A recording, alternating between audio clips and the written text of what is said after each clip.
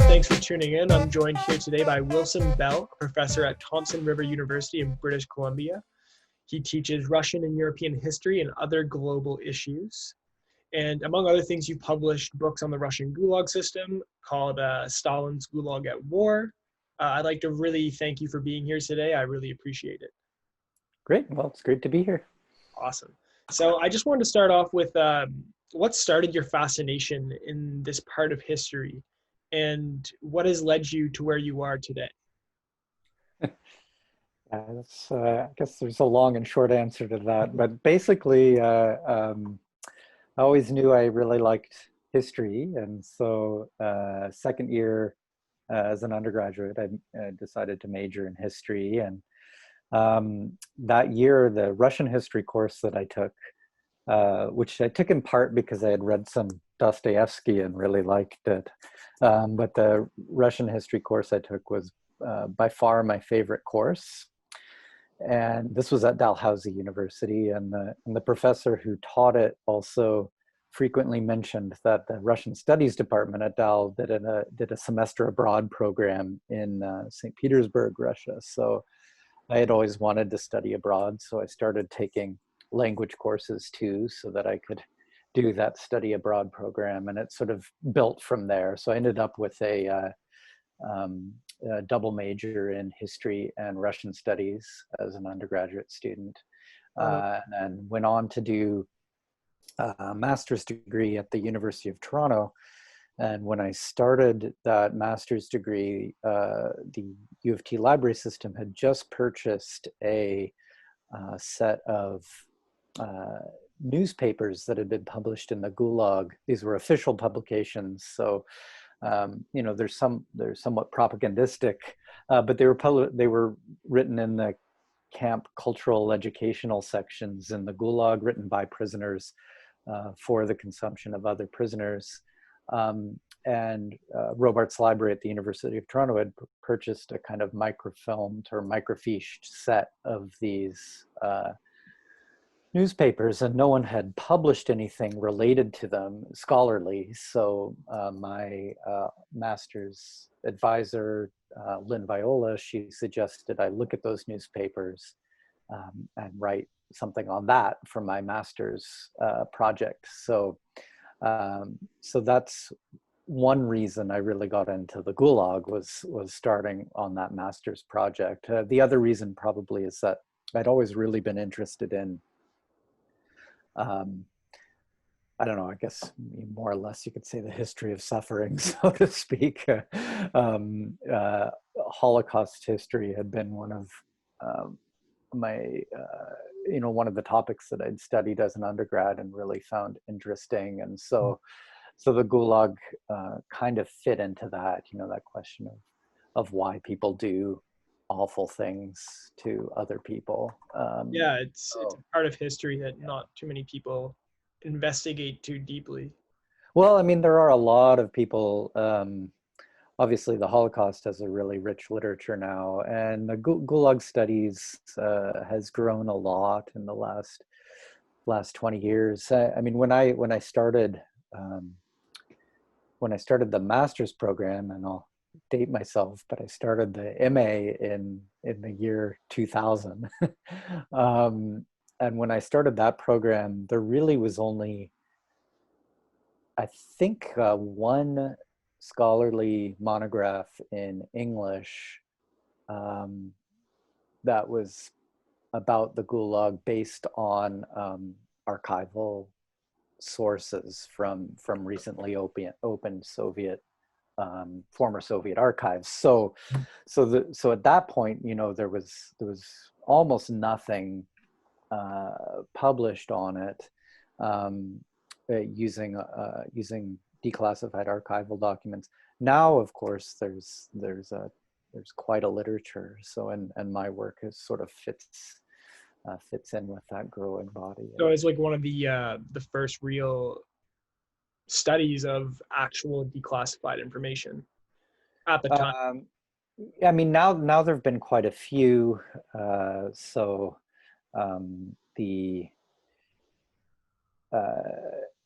was Pulitzer Prize winning book in the early 2000s by Anne Applebaum called Gulag, a History, which used a lot of memoirs, but used some documents. The sort of big scholarly one that really contributed a lot to kind of reframing how we think about the Gulag was Steve Barnes's book called Death and Redemption, which was published in 2011.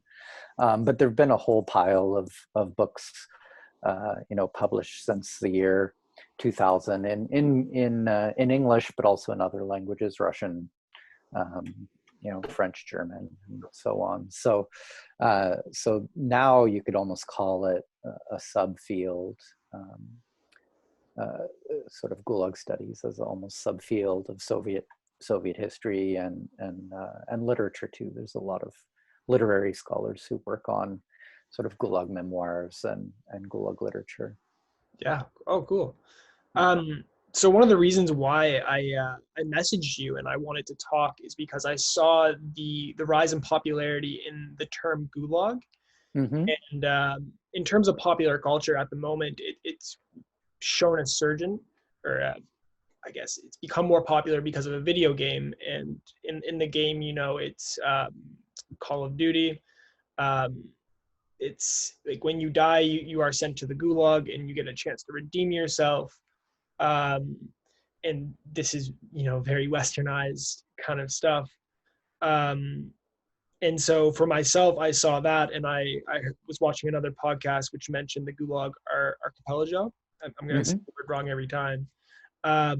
So I became interested because the way he was describing it was how it affected the people living up in northern Russia.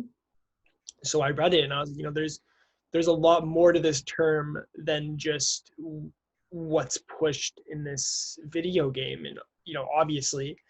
Right. So I really wanted to get an opportunity to learn what exactly was the Gulag, and the history of its formulation from Lenin into Stalin and then past that. And I wonder if you could just provide a brief touch on that. Yeah, sure. I mean, in some ways, it's not an easy question to answer. Some scholars and others use the term almost as a stand-in for Soviet repression as a whole.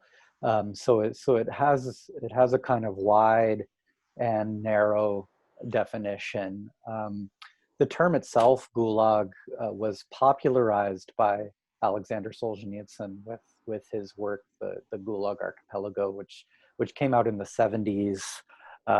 First published in Russian, but first published abroad in France because it couldn't be published in the Soviet Union.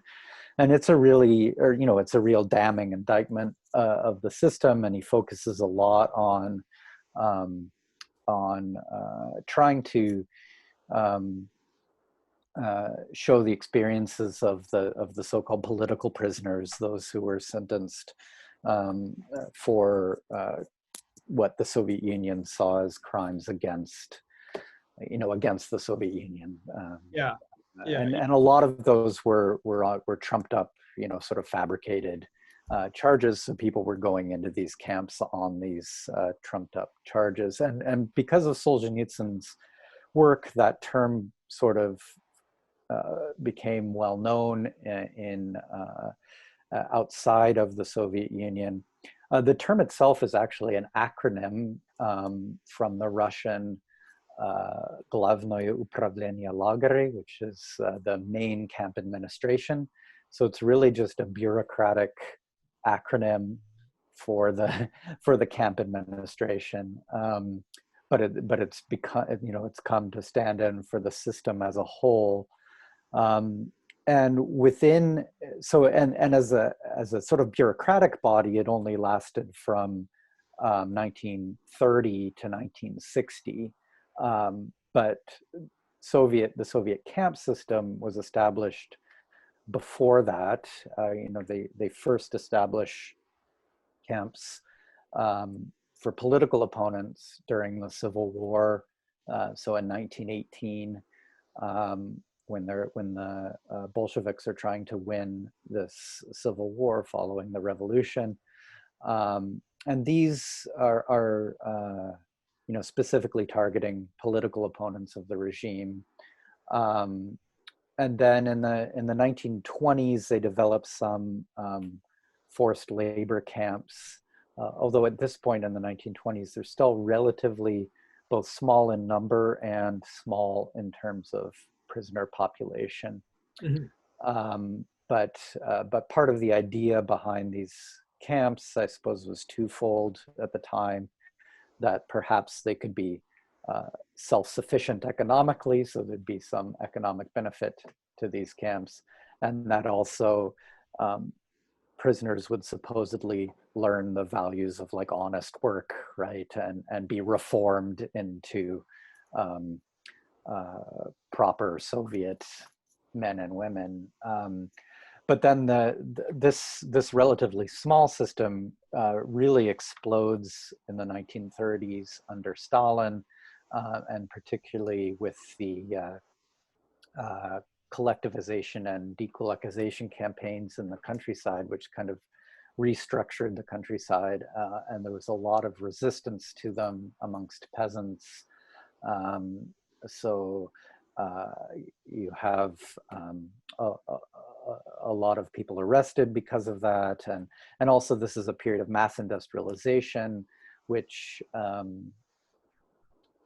rapid industrialization, which doesn't always go according to plan. So they start blaming that on like sabotage and so on, and arresting people. Right? Yeah, and arresting people for that, even if it wasn't particularly anyone's fault, right?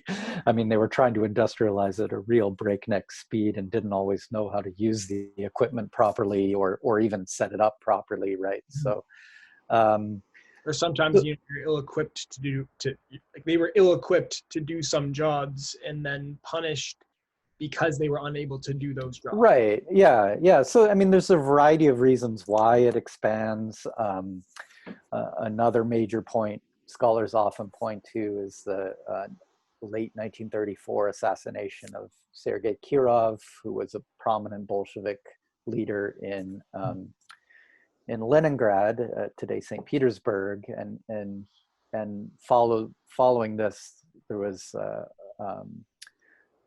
you start to get these waves of arrests of political opponents too, or sort of real and imagined political opponents, mostly imagined political opponents, who then implicate others through confessions, but mostly, these are what we used to call,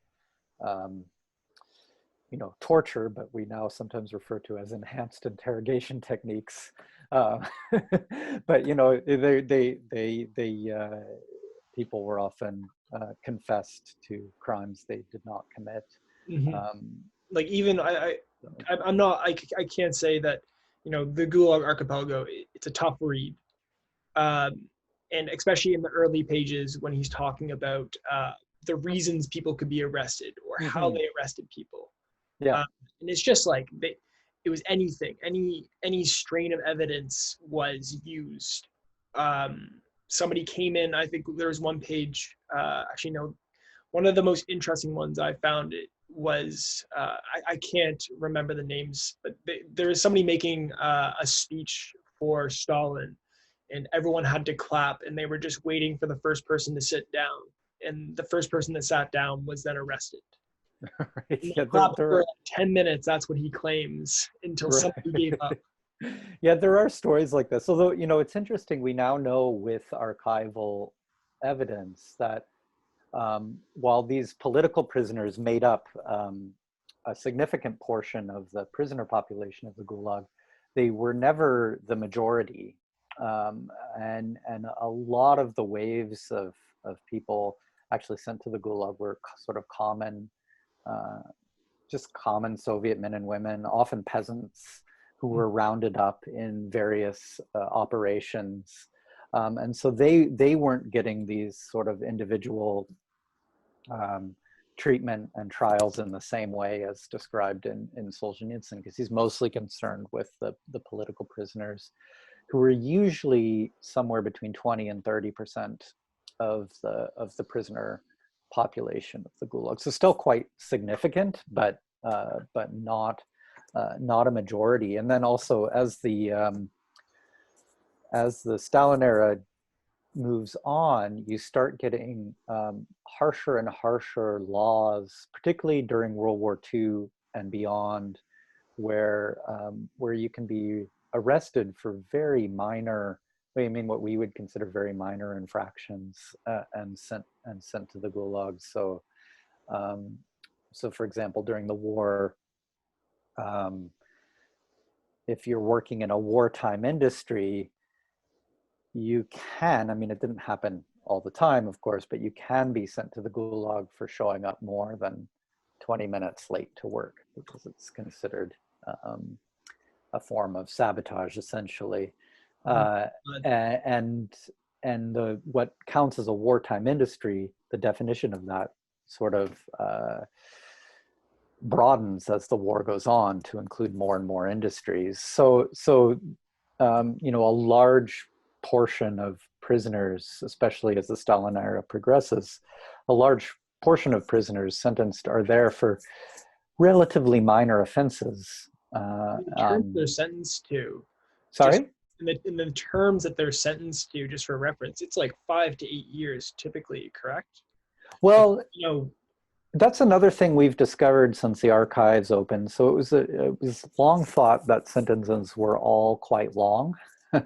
And it is true that sentences for political prisoners are quite long. They're not as long in the 30s as they are in the post-war period. In the post-war period, they're like 20, 25-year sentences. Before that, they're more like 5 to 10-year sentences.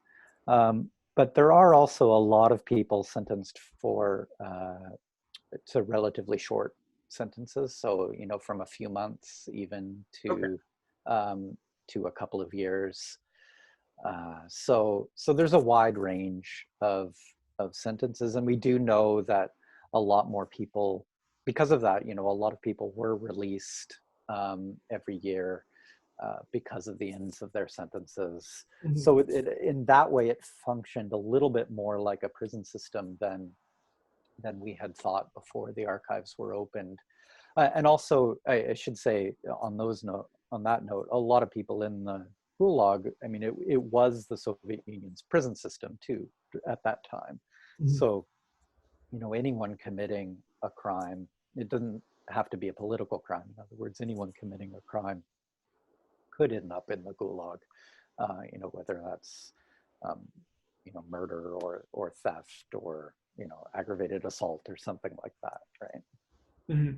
So I guess I have one burning question and then one question onto that. If you have this hodgepodge, I would call it, of just political prisoners, people committing actual crimes, and then people arrested for not as heinous crimes, simply showing up late to work, for instance, how does that affect the environment of the prison? Because you have just people from all walks of life in there. What is that like? It's a very good question. And that's actually a question that needs more study, I would say. One thing I try to do in my book that I think is an important contribution of my own work is to talk about a variety of types of prisoners and types of Gulag institutions, so that you can start to look a little bit more into that question. But it's difficult to get at, in part because almost all of the memoirs written about the Gulag were written by political prisoners. So they're written from that perspective. So it makes it very difficult to get into the perspective of, say, criminals, or the perspective of these people sentenced for minor infractions, because we just don't have their own sort of recollections of what it was like. So we have to get at it through other means. There's a book that just came out that I haven't read yet by Mark Vincent on the sort of criminal subculture. And I know he looks a lot at tattoos and stuff like this. So he's not looking at the political prisoners really at all, but more this kind of criminal subset. Mm-hmm. So there are ways to get at it, but it is difficult. I mean, in some of the memoir literature, there's a very strict divide between, say, politicals and criminals in the camp. And political prisoners will talk about criminal, sort of hardened criminals who kind of terrorize the political prisoners. But I don't know that that was always the case. There's one particularly interesting prisoner by a former by a Polish. He was a young man when he was arrested. Polish man who spent a lot of time in the Gulag, and he was sentenced under a political offense, Janusz Bardasz, but he kind of got to know some of the criminal groups pretty well and got along with some of them. So his account is more nuanced in many ways. So I don't think it was always the case that there was that strict divide. In terms of the ideology of Stalinism, it's interesting though that they tended to see the criminal population as redeemable. That they were criminal perhaps because of environmental circumstances that were sort of beyond their control in a way, growing up in poverty or something like this. And so they could be reformed, whereas they were skeptical that political prisoners could be reformed. So when you say that, does that mean that, criminals are more likely to be reformed and released compared to political prisoners? Well, you had shorter sentences for crime, for example. They got longer as the Stalin era progressed, but even for something like murder in the 20s and 30s anyway, it would have been a shorter sentence than you would have found in Western Europe or North America at the time. Maybe a 3 or 5 year sentence. The idea being that they could hopefully reform these individuals. But yeah, I started off by mentioning the camp's cultural and educational sections. So they had these kind of propagandistic departments within the camps that were supposed to re-educate, prisoners, but often, at least in the regulations, political prisoners are barred from participating in those activities. So even at the outset, it's clear they don't really think these people can be re-educated. Now that's in the regulations. In practice, a lot of political prisoners participate because, you get some fairly well-educated people who have talents in various arts and cultures. So, pianists, theater directors,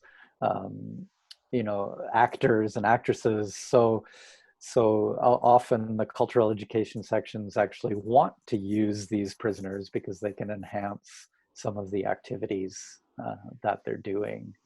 Some of these cultural sections have their own theater troupes or their own orchestras.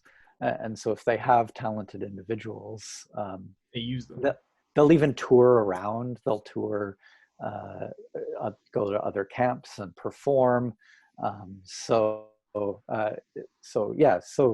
in practice, those regulations barring political prisoners from cultural activities, I don't think are always followed, or maybe they're even rarely followed. It's a little hard to tell. Wow, I for some reason, my knowledge of it was much different from what I'm hearing. And I'm sure that's just one story, but I would have never imagined there was touring groups of orchestra performing at different prisons. Yeah, I mean, it is hard to imagine, and I don't want to downplay the horrific conditions of the camps. I mean, they really were just horrific, and a lot of recent research has shown too that the official death rates that we've found in declassified documents are probably just really the tip of the iceberg in terms of the total number of deaths in the camps, because they managed to make a sort of long story short, the camp officials would fudge their mortality numbers by releasing severely ill inmates before they died, so they wouldn't count as having died in the Gulag, because camp officials could be punished if their death rates were too high. So they would find a way to kind of fudge their mortality numbers. So our official numbers, which themselves are quite appalling, it's probably even significantly higher than that.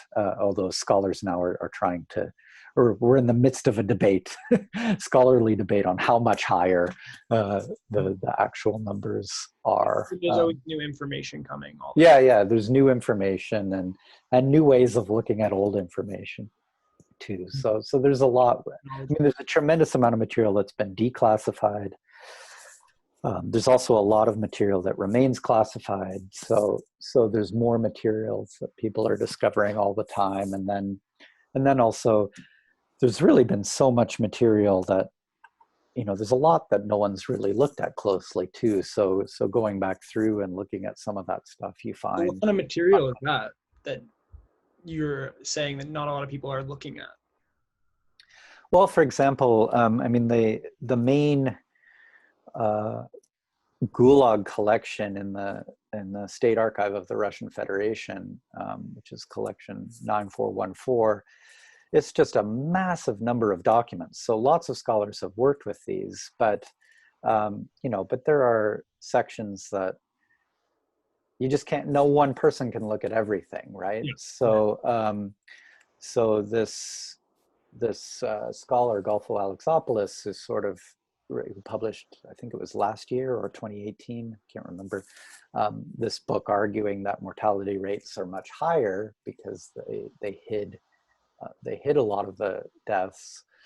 She was focusing on documents of the sanitary departments of the camps and looking at how they categorized prisoners by their health, and arguing that the way they did this hid a lot of health problems. Mm-hmm. And so she was one of the first people to look in depth at these sanitary department documents. There's some others who have worked at them. Dan Healy's done some interesting work with them as well, but it's just, there's so much, you've got to kind of pick and choose what you focus on. No one person can read all of these documents from central archives, much less, local, regional archives. I mean, I've done research in central archives in Moscow. I've done research in archives in several places in Siberia, in several different collections. But, it's just an overwhelming amount of material. So you focus on what you can to sort of, I don't know, create your piece of the puzzle and hope that other people create the other pieces of the puzzle, and that it all kind of fits together. That makes sense. You're probably working so hard putting it. I imagine it's like, when you shut a document, you're trying to put it back together. And although you might put three pieces back together and have an idea of something, you don't know if that's going to fit into the rest of the picture. Right. So I can only imagine how difficult that is. Yeah. So one of the burning questions I had, and it's just, I think it's a lack of my understanding, is how did the country function during, the 1930s and past with all these arrests happening? How does society continue to go on if, what percent of the population is in prison? Because the way it sounds sometimes when I hear it is that a lot of people are in prison. Yeah. And I know that's a So, loaded question. yeah, well, I think there are two ways of looking at this. I mean, the one way you can think about it is the US prisoner population at the moment is around 2.3 million, I think, which is actually larger than the peak Gulag prisoner population, which was a bit over 2 million, 2.2 million, I think, in the early 1950s. Now, if you count the special settlements, these were deportation settlements, first for peasants and then for various ethnic groups. You could say the peak population was a bit over 5 million in the Soviet Union at any one time. I mean, a lot more than that passed through because some people were there for short sentences. So you might have, perhaps 20 million people who passed through the Gulag under Stalin, and another, I can't remember the figures off the top of my head, but certainly in the millions who were sent to special settlements. So you can add more that way, but if you're looking at a sort of snapshot picture, it's a lot of prisoners, but the scale is still within, I think, the same ballpark as, say, the United States today in terms of people being sent to prison. So, the US, well, I suppose there's an argument to be made, but the US still functions, right? And these arrests are mostly targeting marginalized communities in the US. And in some ways, aside from perhaps the political prisoners in the Soviet case, it's a similar thing where arrests are targeting a kind of poorer sort of, peasants who've migrated to the cities and maybe don't have homes, or these peasant groups that were seen as, or ethnic groups that were seen as somehow anti-Soviet, so they're sort of targeted en masse, but they're fairly marginal to the center, right? That were like to Moscow or and so on. So, and then plus, I think you have this system of rapid change in the 1930s where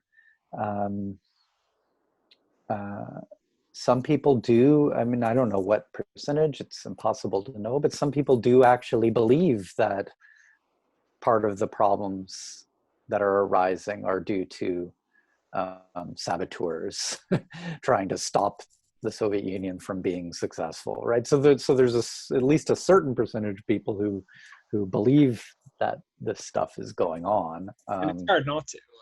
Right, yeah. I mean, the other explanation is that your leadership is completely incompetent.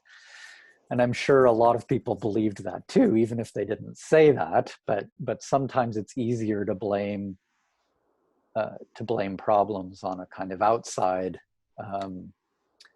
force that's trying to sabotage your attempts, rather than admit that It's just it's not working properly, yeah. Right? So and the other thing I think to keep in mind about the 1930s in the international context is that internationally, what's going on in the 1930s, the Great Depression and the rise of fascism. And so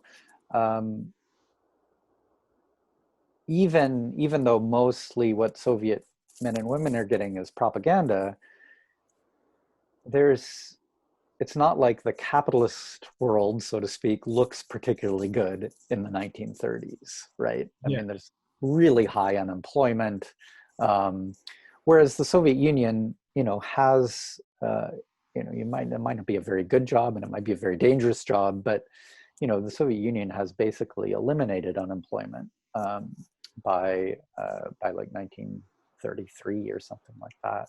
So in comparison, it's perhaps perhaps you're willing to accept some of what's going on.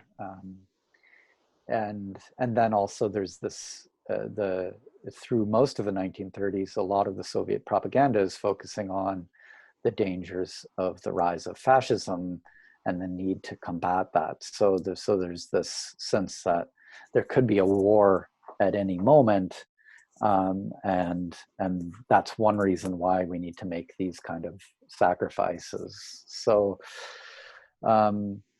you know, a lot of all of this is kind of very propagandistic, but you know, you can kind of see why some people would have bought into that propaganda at the time, if that makes sense. Yeah, it totally makes sense. Yeah. So there was one other thing that I want to talk about, and I know that your area of study kind of focuses on some of the cultural aspects that affected the Gulag system, kind of like,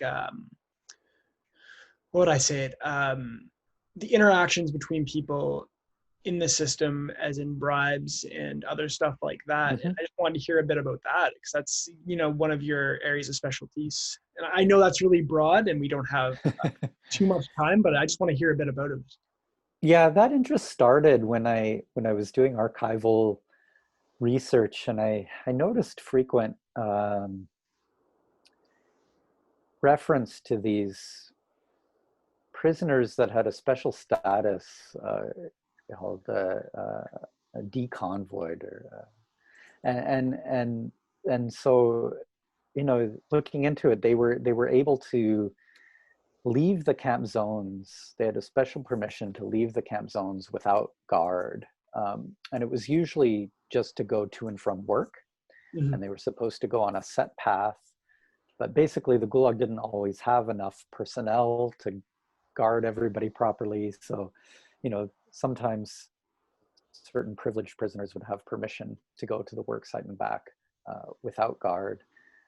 But I became interested in them because there's frequently complaints about these deconvoyed prisoners doing things they're not supposed to do, as you can imagine. Yeah. You know, you're in a prison camp, you're allowed to wander around outside of the camp unguarded. So, you know, I started noticing complaints of deconvoyed prisoners going and watching movies, say, in the local town or village, or you know, going and purchasing alcohol and bringing it back to the camp, or something like this, or smuggling correspondence from other prisoners and then putting it in the regular post in order to avoid the camp censorship.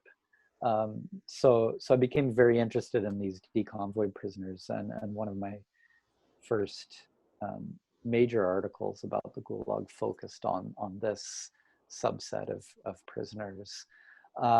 And it's interesting too, because you can start to see through them how a lot of the black market activity happened in the camps. So you would get prisoners in certain important positions, maybe helping with camp supply, and then other, you know, deconvoyed prisoners who could move around unsupervised, and you can start to, you know, smuggle things in and out of the camps pretty easily. And sometimes that involves bribing personnel, and sometimes personnel are even involved, right? I mean, a lot of the camp personnel, they're not paid very much. Mm-hmm. It's not a very prestigious job.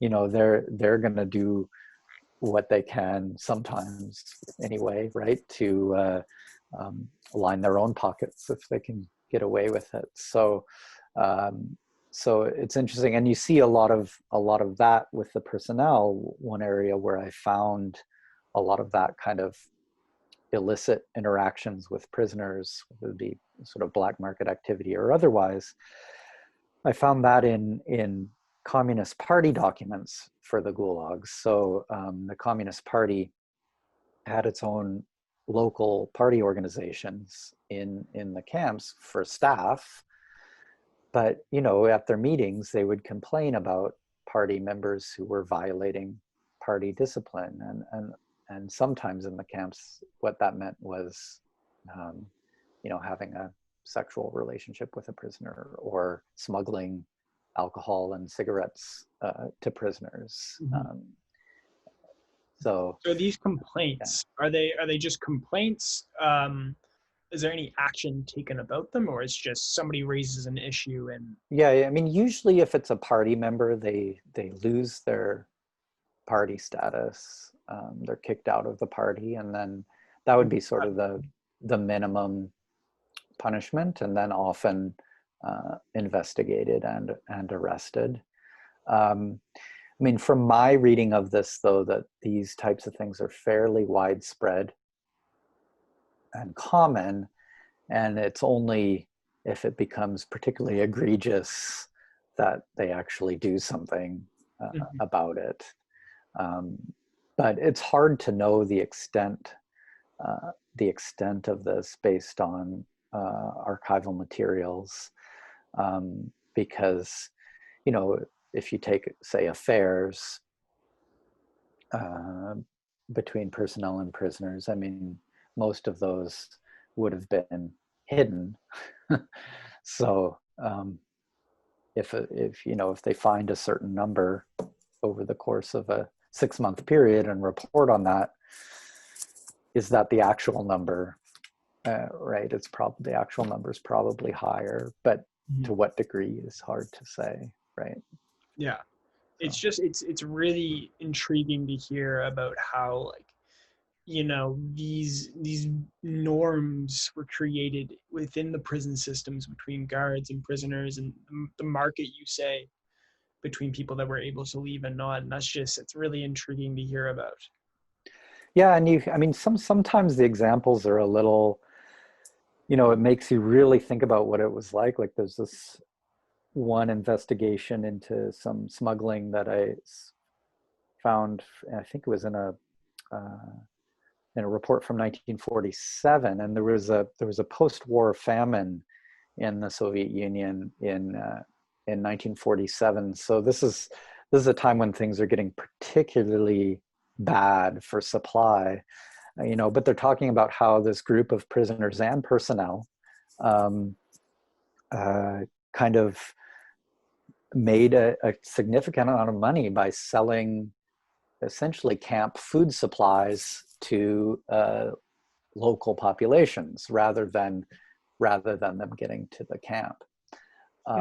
So, you know, on the one hand, these enterprising prisoners, right, are probably, those prisoners are probably doing okay, but on the other hand, this is in the midst of a famine. These camps are already undersupplied, and here they are taking some of those supplies and selling them to local populations. So you start to think, yikes, this must have meant really dire circumstances in the camp itself. Yeah. Right? And just like, it's so intriguing that, one, like these stories are, and then two, that, you know, you have to find them in just the oddest of places. I know you mentioned that earlier, is that, you know, you're citing a specific article from something like an investigation or Right. a Communist Party, you know, memo of a meeting. Right. And it's just like, I can only imagine how much work it must take to, one, discover all these pieces, and then two, put them together. Yeah. I mean, you go through just so many different documents, and the amount of research that actually ends up in a final book is really just a fraction of the stuff you've kind of looked at over the course of your research. So but right, it's a matter of finding things that sort of fit with your topic, whatever your topic is, and then piecing them together in a way that makes sense. So it's a lot of critical thinking, critical source analysis, and I think that's it's part of the fun of being a historian, to be honest. But it's a bit of investigative work in a way. But it's and sometimes you go to the archives for days at a time and don't find anything that you'll actually use. But still, you often come across fascinating little documents anyway that you sort of make a note of for, you know, maybe you'll use them in some other project down the road. So it's not completely fruitless. But a bit of investigative journalism. right. Yeah. I just had one more thing to ask. Is there anything else that you're working on at the moment? I know you published something in 2019. Is there a project you're working on at the moment? I think there was one called 44 Lenin Street. Excuse me if I got that wrong. Yeah, I have. Yeah, so I've published a number of articles and of course the book, actually I have it here, related to the Gulag. But my new project is somewhat tangential to that. It's called 44 Lenin Avenue, and it's about a building in Western Siberia, in Tomsk. And this building, it was the NKVD headquarters during much of the Stalin era. So that's the NKVD was the kind of the precursor to the KGB, and under Stalin, they were in charge of a lot of the arrests and so on. So in that sense, it's a continuation of my research of Stalinist repression in Western Siberia. But the building started in the 1890s as a educational institution for the Orthodox Church. Actually, it was built by church authorities in the region. And so what I'm trying to do in this project is kind of trace the history of the region, or Tomsk, this city in Siberia, by looking at different events that happened in this building. So the building kind of represents each era in a different way, right? It's this sort of church educational facility in the late Tsarist period when it's built. It's this NKVD building under Stalin. It's a residential building in the late Soviet period, and then it's a kind of commercial commemorative building in the post-Soviet period. So it had a casino in it. It has banks in it. It has a bank in it now, as well as an internet cafe, and also a museum dedicated to, victims of Soviet repression, essentially. So there's a lot of things you can talk about the history of the last, say, 130 years of by looking at just this building and things that happened in the building. So that's the current project that I'm working on. So it's fun. It sounds really exciting. I actually look forward to that. And being cognizant of time, I don't want to keep you too much longer. I want to thank you so much. And if you ever get the chance, go try to read Stalin's Gulag at War by Wilson Bell. I just blanked there. No better worries. Last time. Like I'm probably gonna, cut it here. But last time in the middle of the interview, I blanked both times. So I'm glad I didn't do that this time. But yes, go read Stalin's Gulag at War by Wilson Bell. If you get the chance, if you want to learn more about gulags. I want to thank you so much for taking the time today to talk to me. Thank you. I enjoyed it. It was my pleasure. It's always fun to talk about one's research. So how's it going? If you made it this far, I'd like to thank you for supporting the video in whichever way you did. If you want to follow, I have my LinkedIn, Instagram, and YouTube channel below at the bottom. If you like this video, I have 2 other videos on my channel over here, and I'll see you next time.